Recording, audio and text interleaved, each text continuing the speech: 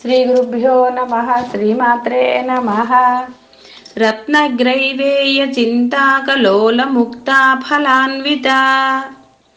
రత్నగ్రైవేయ చింతాకలోల ముక్తా ఫలాన్విత. ఫా అనాలి, ఫా అనకూడదు, ఫలాన్విత. ఇక్కడ అమ్మ యొక్క హారం అంటే మెడలో ధరించిన ఆ కంఠసీమ ఎలా ఉందో చెప్తున్నారు అనమాట. కంఠానికి ఎలాగా అంటే ఆ స్వామి కట్టిన మంగళసూత్రంతో ఆవిడ కంఠం ప్రకాశిస్తోందని చెప్పేశారు. ఇంకా ఆవిడ మెడలో ఏమి హారాలున్నా చెప్తున్నారు. అంటే పూర్వకాలం మనము చింతాకు పథకము అది ఉంది కదా రాముల వారి దానిలాగా, మరి అది అప్పుడు ఫేమస్ అనుకుంటా, మరి ఇప్పుడు తెలియదు మనకి చింతాకు పథకము ఎలా ఉంటుంది అనేది. కాబట్టి ఇక్కడ వర్ణన ఏంటంటే రత్నములు పొదగబడిన హారం అని తీసుకోవచ్చు, రత్నాలు పొదగబడిన ఆ చింతాకు పథకము అనొచ్చు, ఎలా తీసుకున్నా పర్వాలేదు. దానితో పాటు మనకి ముత్యాల హారాలు కూడా అమ్మ ధరించింది. అయితే ఈ ముత్యాల హారముల యొక్క ప్రత్యేకత మళ్ళీ సౌందర్యలహరిలో చెప్తారు మనకి, అప్పుడే చెప్పుకుందాం. ఆ ముత్యాల హారాలు అవన్నీ కూడా ఆవిడ కంఠసీమ యందు ధరించిందిట.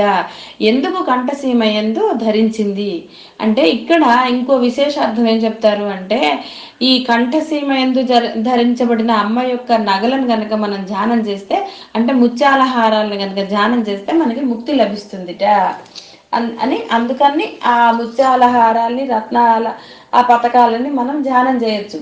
ఒట్టిగా ఏది ఇవ్వరు కదండి. అమ్మ ఏది ధరించినా దానికి ఒక లోక ప్రయోజనం ఉంటుంది.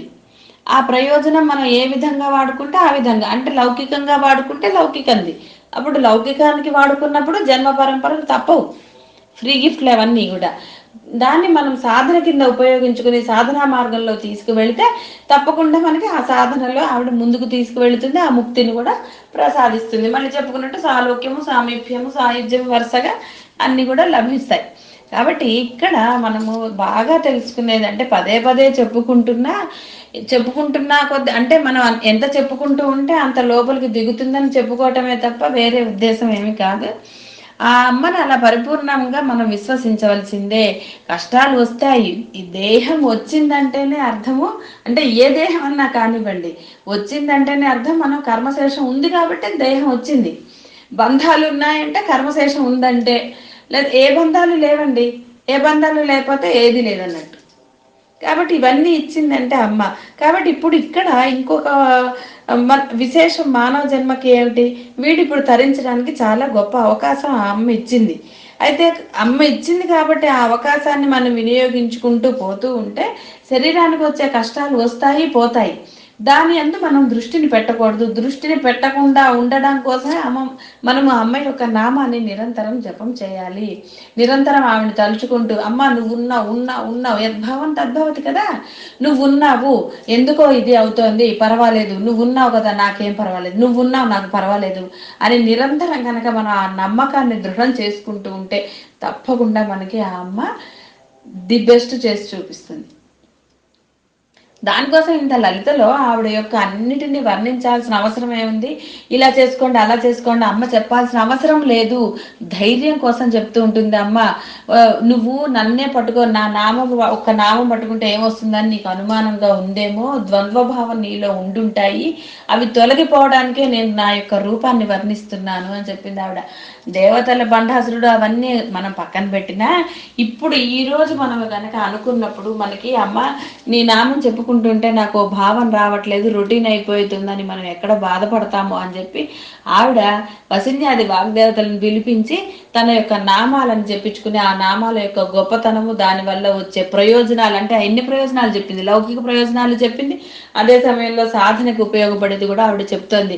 ఎందువల్ల చెప్తోంది, మనకి ఆ నమ్మకము, ఆ శక్తి ఆవిడ మీద, శక్తి అంటే మన శక్తి కాదు, ఆవిడ దాని మీద మనకి ఆ నమ్మకమైన శక్తి పెరగాలి కదా, పెరుగుతూ పోవాలి తప్ప తరుగుతూ పోకూడదు కదా, పెంచుకుంటూ పోవాలి. ఆవిడ యందు ప్రేమ, కరుణ, అభిమానం ఎన్ని కావాలండి, అక్కడ పోవాలంటే ఇష్టం ఉన్న చోటే కదండి నమ్మకం ఏర్పడుతుంది. అమ్మ మీద మనకి ప్రేమ కలగాలి. ఆ అమ్మ యందు మనము ఆ ప్రేమగా ఉన్నప్పుడు, కరుణ అంటే ఆవిడ కరుణ మన కరుణ వేరండి. మనము కరుణతో ఆవిడని వేడుకోవద్దు, అహంకారంగా వేడుకుంటామా, తప్పు కదా. మనం ఎలా వేడుకోవాలి ఆ అమ్మని, అమ్మ దగ్గర మనం అహంకార పూరితంగా ఉంటే మన బతుకులు ఏమవుతాయి, ఎన్ని కోట్ల జన్మలు వస్తాయి. కాబట్టి అమ్మవారి దగ్గర ఎలా ఉండాలి? వినయంగా అమ్మా అని అడగాలి, అంతగాని అమ్మా అని అనకూడదు. ఎప్పుడు అడుగుతారు పిల్లలు గారాభంగా? అంటే అమ్మ మనకు అంత చనువుగా ఉంటే, మనము అమ్మ అనుగ్రహం అంత పొందా నమ్మకం కుదిరితే అప్పుడు మనం అమ్మని అలా అడగచ్చు. మనకి ఇప్పుడు అంత లేదు కాబట్టి మనము దీని అంటే కరుణగానే అమ్మని అడగాలి. మనం చక్కగా ప్రేమగా అమ్మా అని పిలిస్తే పలకదావిడ.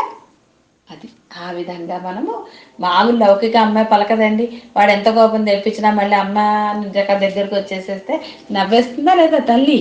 ఇది అంతే. కాబట్టి ఆ అమ్మ మీద మనము వేరే భావనలు పెట్టుకోకుండా అమ్మ మీద మనకి ఆ నమ్మకం, అంటే దానివల్ల ఎవరికండి ఉపయోగం? కదా, మనకే ఉపయోగము, ఆవిడకి ఏమన్నా ఉపయోగమా? మనం నమస్కారం చేస్తే ఎంత, చేయకపోతే ఎంత, ఇది అంతే. కాబట్టి ఆ అమ్మ మీద మనము అది పెంచుకుంటూ పోయి ఆ అమ్మను వేడుకుంటూ ఉంటే ఈ జన్మలోనే మనం ఏం చేయాలో అది చేస్తుంది. ముక్తినివ్వాలా ఏది ఇవ్వాలా అనేది ఆవిడ చూసుకుంటుంది. కేవలం కేవలం కేవలం మనం చక్కగా అమ్మ నామాలను తలుచుకుంటూ, అమ్మ నామాన్ని తలుచుకుంటూ ఆ యొక్క మనం పెంచుకుంటూ పోవాలి. ఆ నమ్మకం యొక్క స్థాయిని పెంచుకుంటూ పోవాలి. ఎప్పుడు ఆ స్థాయి పెరిగినట్టు, ఎప్పుడైతే నువ్వు లౌకిక పరంగా వచ్చిన కష్టాలని అవి ఇవి ద్వేషాలు అసలు ఎన్నో చెప్పలే, అవన్నిటినీ నువ్వు ఎప్పుడైతే తృణీకరిస్తావో అప్పుడు నీకు ఆ అమ్మ మీద పరిపూర్ణ విశ్వాసం ఉన్నట్టు అర్థము. నువ్వు ఎప్పుడైతే లౌకికపరమైన వాటికి నువ్వు విలువనిస్తూ పోతూ ఉన్నావో నీకు ఇంకా నమ్మకం పెరగలేదు. ఉంటాయి, దేహం ఉంది కాబట్టి అవి నీకు ఉండుంటాయి. కానీ అదే సమయంలో అమ్మ యొక్క గొప్పతనం నీకు చెప్తోందా చెప్పట్లేదా? అమ్మ అనుగ్రహం అక్కడ పట్టుకోవాలి మనము. ఎంత అనుగ్రహం ఉంటే అమ్మ నామాలు వినగలుగుతున్నాము, ఎంత అనుగ్రహం లేకపోతే మనం ఒక సమయాన్ని అక్కడ కేటాయించాలి. ఎందుకంటే సమయం ఆవిడే, కాలస్వరూపిణి ఆవిడ. ఆవిడ అనుగ్రహించకపోతే మనం అది వినగలుగుతామా? విననిస్తుందా ఆవిడ? కాబట్టి ఈ వినటం కానివ్వండి, ఆచరణలో పెట్టడం, ఏదైనా సరే అమ్మ అనుగ్రహమేనండి. కాబట్టి మనకు అమ్మ అనుగ్రహం ఎంతుందో మనం గ్రహించుకోవాలి, దాన్ని పట్టుకోవాలి. దాన్ని మనం ద్వేషభావంతోనో ఇంకో భావంతోనో అహంకారంతోటో దాన్ని మనం వదులుకోకూడదు. అహంకారంగా అమ్మ దగ్గర ఉంటే నష్టం ఎవరికి? మనకే నష్టము. కాబట్టి అమ్మ దగ్గర ఎంత వినయంగా ఉండాలో అంత వినయంగా ఉండి ఆ అమ్మ మీద మనము అంత నమ్మకం పెంచుకుందాము. అమ్మ నువ్వే ఉన్నావు, నువ్వు తప్ప ఇంకెవ్వరూ లేరు తల్లి, నాకు నువ్వే నువ్వే నువ్వే నువ్వు ఉన్నావు అనే విశ్వాసం నాకుంది. ఈ కష్టాలంటావా? నువ్వు ఇచ్చిన కష్టాలమ్మా, నువ్వు నా పక్కన ఉన్నప్పుడు నువ్వు ఇచ్చిన దాంతో నాకేమిటమ్మా భయం అనాలి. ఆ విధంగా మనం ప్రతిసారి అనుకుంటూ పోయాను. కష్టం మన ఏం చేస్తుందండి? ఒకటి ఆలోచించుకుందాం, కష్టం వచ్చినప్పుడు ఏది మానేసాం? అమ్మ పూజ తప్ప, చెప్పండి. నిజంగా మనం మాట్లాడుకుంటే ఏది మానేసాం? ఏదన్నా మానేసామా? ఏది మానేయలేదు. ఏది మాననప్పుడు ఎందుకు మనం అమ్మని అడగాలి, అమ్మని అనాలి? అమ్మ ఇచ్చావు కదా, ఇచ్చావమ్మా, పర్వాలేదు. నాకు నువ్వు ఉన్నప్పుడు ఏమిటమ్మా, నాకేమిటి భయం? అసలు నువ్వు నా పక్కన ఉన్నావు, పక్కనే ఉంటే నాలోనే ఉన్నావు. నేను నిరంతరం నిన్నే నామస్మరణ చేస్తూ ఉంటే నువ్వు ఎక్కడికి వెళ్ళిపోతావమ్మా? పిలిస్తే వినపడినా వినపడనట్టు యాక్షన్ చేసేది లౌకిక బంధాలు కదా. కానీ అమ్మ అలా చేయదు. మనం పిలుస్తూ పలుకు అంటే ఆ అమ్మ నామస్మరణ చేస్తూ ఉంటే ఆవిడ అక్కడే ఉంటుంది. ఎక్కడికి పోతుంటే నన్నే తలుచుకుంటున్నాడు, నేను ఇంకెక్కడికి వెళ్ళగలుగుతానని మనలోనే ఉంటుంది. మనలోనే ఉండి మన్ని ఆవిడ చూస్తూ ఉంటుంది, మనని రక్షిస్తూ ఉంటుంది. కాబట్టి అమ్మని మనం చక్కగా పరిపూర్ణంగా విశ్వసించి ఆవిడ యందు మనము ఏం చేయాలి? ప్రేమగా ఉండాలి. అమ్మ నువ్వే నువ్వే నువ్వే. ప్రేమ లేకపోతే ఎలా వస్తుందండి? ఆర్తి ఎక్కడి నుంచి వస్తుంది? రాదు కదా. అహంకారం వచ్చేస్తుంది. అహంకారం ఉన్న చోట అమ్మ ఉండదు. అహంకారం ఉన్న చోట అమ్మ ఉండదు. మిమ్మల్ని మీరు పరీక్ష చేసుకోండి. మీలో ఎప్పుడు అహంకారం తలెత్తుతోందో అప్పుడే మనకి కష్టాలు వస్తున్నాయి. మనలో అంటే మనం పరీక్ష చేసుకోవాలి. అంటే ఇవాళ ఈ కష్టం వచ్చిందంటే మనలో ఎక్కడో అహంకారం వచ్చింది. కాబట్టి ముందు అహంకారాన్ని నిర్మూలించుకుందాము. ఎక్కడ మనలో తప్పు జరిగింది ఆ తప్పుని మనం చూసుకుని ఆ తప్పుని అంటే ఆ అహంకారాన్ని ఎక్కడైతే నిర్మూలించుకుంటామో అప్పుడు మనకి కష్టాలు ఉండవు. నిజంగా చెప్తున్నానండి. ఇది ఎవరిని అనేది కాదు, ఎవరిని కించపరచడానికి కాదు. మన్ని మనం సరిదిద్దుకోవడానికి అమ్మ ఇచ్చిన ఒక అవకాశంగా మనం భావిద్దాము. అమ్మ ఇచ్చిన గొప్ప అవకాశంగా భావిద్దాం తప్ప ఇక్కడ ఎవరు కించపరచటం కానీ ఇంకోటి కానీ ఉద్దేశం ఏమాత్రం కాదు. అంతా అమ్మ పలికించిందే కాబట్టి ఆ అమ్మ పలుకులే మనం అనుకుందాం.